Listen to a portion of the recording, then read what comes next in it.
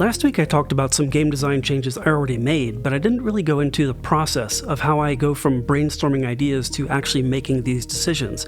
So that's what I'm going to try to do today. It all started with a comment suggesting that the game should either focus on a more sandbox, open-ended simulation approach, or a crafted progression and story approach, rather than trying to mix the two. And while I'm not sure I actually want to change the design, particularly in one direction or the other, I thought it would be worth thinking about what the game might look like in either of those approaches, and seeing if there are any valuable ideas to take from it.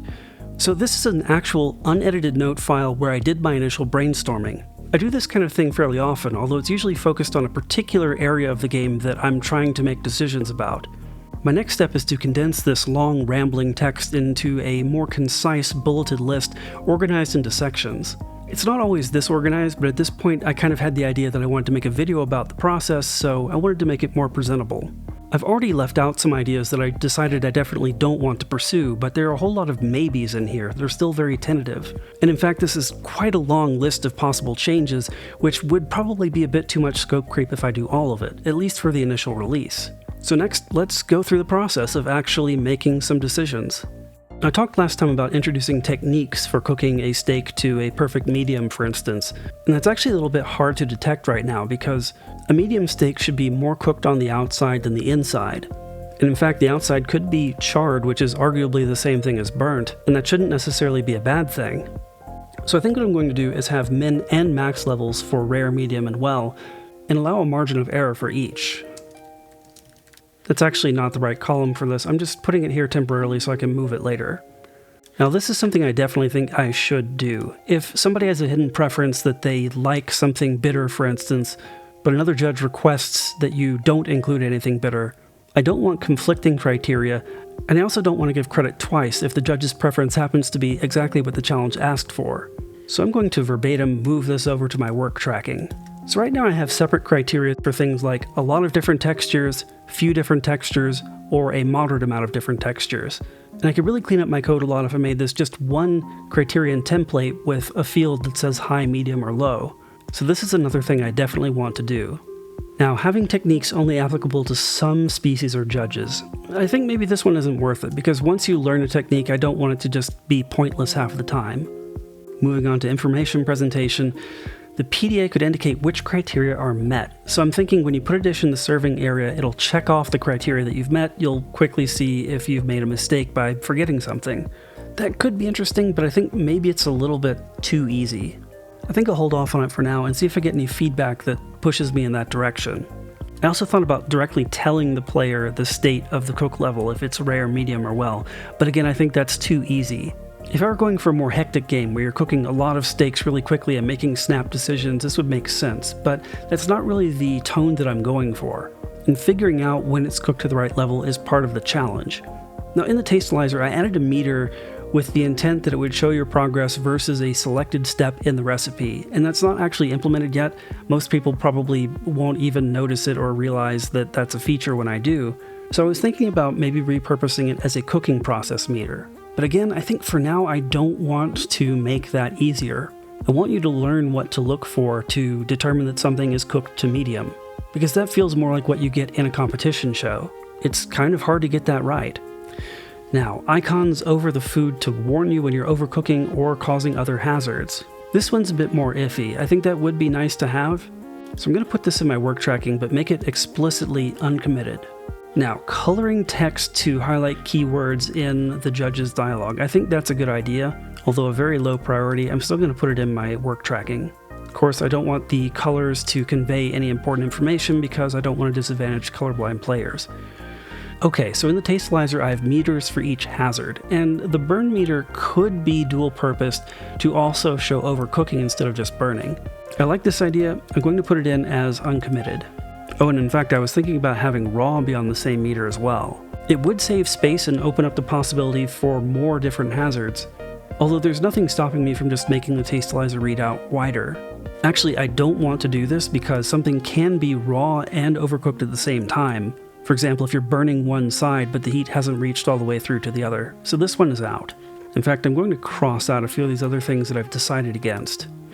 Now, splitting the summary and recap into multiple headings, I definitely want to do this. Especially now that I'm adding hints to teach you techniques, I want the hints to be up top so that you can't miss them.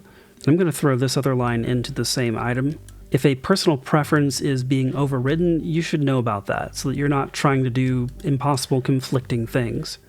Okay, so I thought about having the reactions be based on the high, medium, and low heats rather than a continuous scale. And then I can have specifically different types of changes in each bracket so that it burns at one temperature but not at another.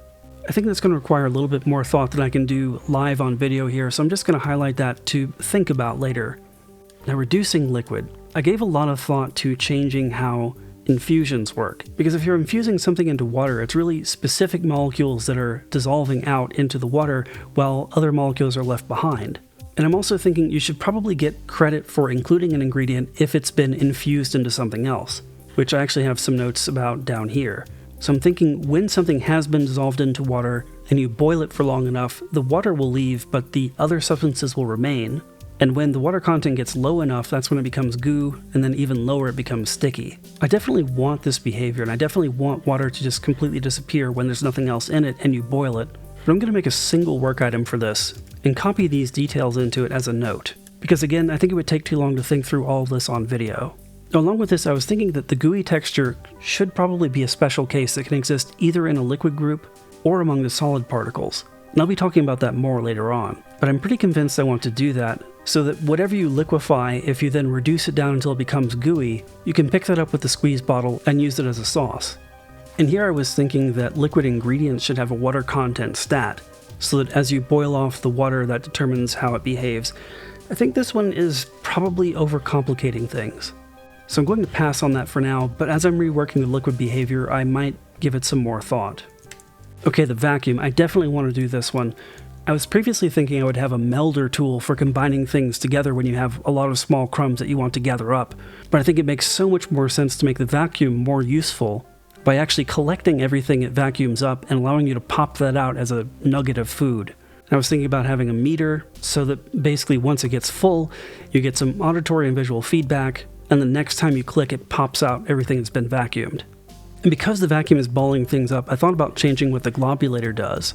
The most useful thing I can do here is actually force things into the liquid group as goo so that you can turn basically anything into a sauce. So again, I'm just going to copy this over. Next, the quantum separator. I definitely want to do this one because it's the best candidate for another tool to add that I have, and I definitely want to add at least a few more for the finished game. This would be a way to split apart different substances, probably a late game unlock, although I'm thinking this would be the perfect way to do a fillet, and perhaps the only way to do it perfectly, so I might unlock it during the main Galactic Chef competition.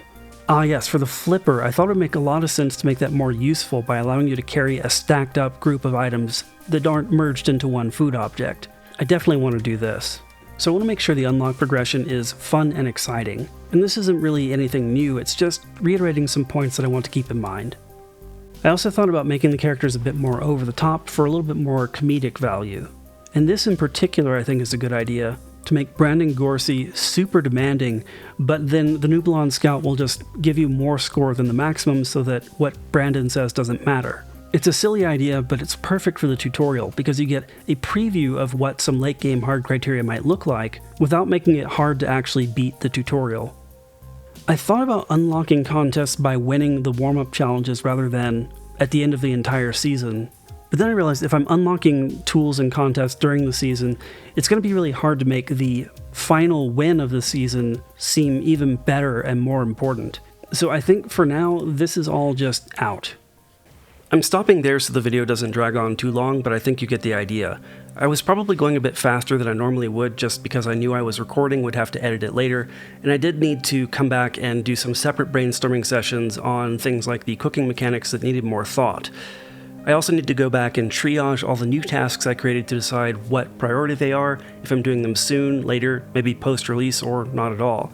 But now that you've seen my process, I'm curious to hear if any of you do things differently. If you have any different strategies for collecting and refining your ideas, let me know in the comments. Meanwhile, I'm still trying to find my pace on doing videos again, so it might not be quite weekly, but we'll see. And as always, it helps me out if you hit the like button, spread the word, and subscribe if you haven't already. And of course, thanks for watching.